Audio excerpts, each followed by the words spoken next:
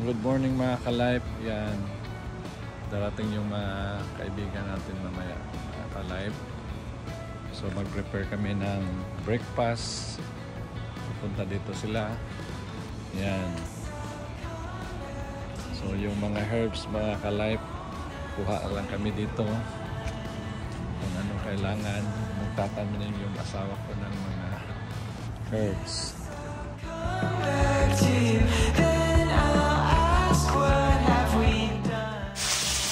Ayan mga ka-life, umpisa na, magluluto na ako.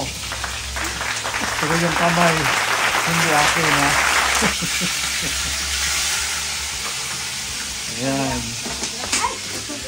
Oh, nalaglag na mga ka-life. Ayan ang buhay.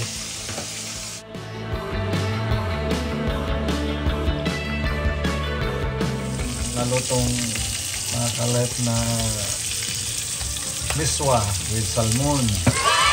Ayan, mag-isip tayo ng mga ka-life ng